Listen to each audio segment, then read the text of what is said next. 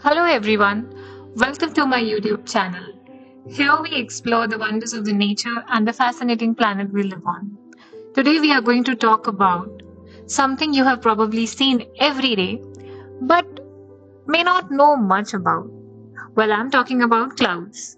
Generally, we think that the clouds are those fluffy white things in the sky, simple collection of tiny water droplets or ice particles. But what if I tell you that there are clouds that can be extremely dangerous to our environment? In recent years, a new type of cloud has gained attention, the Pyrocumulonimbus, or PYROCB for short.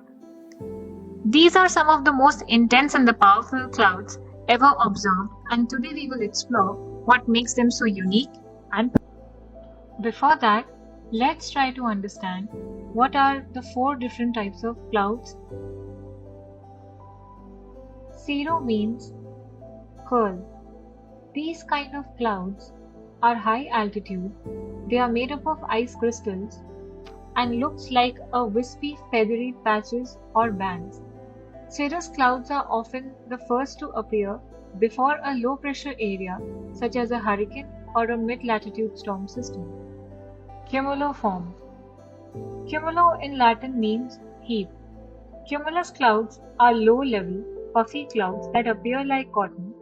They are formed when the warmer water vapor rises into the sky, cools, and condenses into water droplets that build on the top of each other.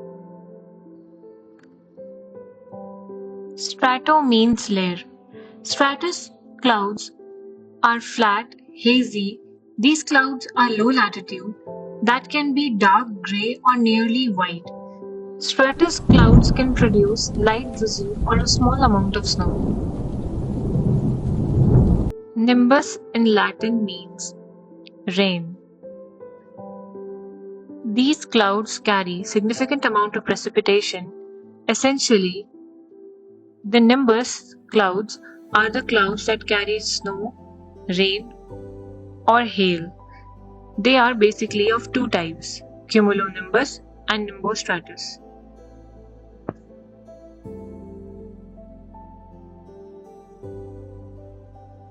Pyrocumulonimbus clouds are also known as the fire clouds.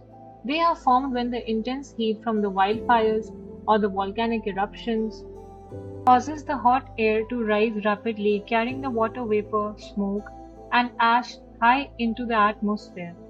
Here's a step-by-step breakdown of how these clouds are formed.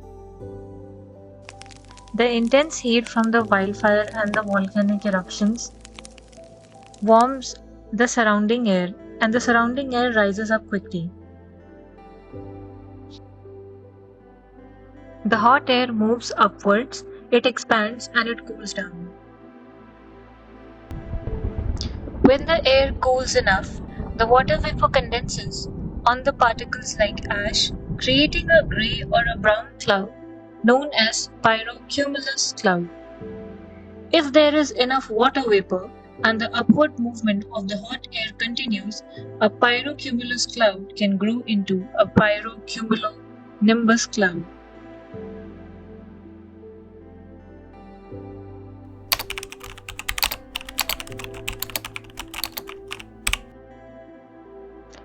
These clouds can reach up to an astonishing height of 50,000 feet and generate their own thunder systems. Even though they can produce lightning, they do not create much of rain, which means that they can spark new fires many kilometers away from the original blaze.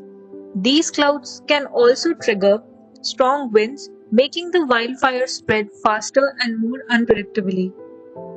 Recently, the wildfires in United States and Canada have been so intense that they have created pyrocumulonimbus clouds. These clouds were capable of generating their own thunderstorms and starting new fires. Pyrocumulonimbus clouds were also formed in the devastating Australian bushfires, where the temperature of the surroundings reached up to 800 degrees centigrade.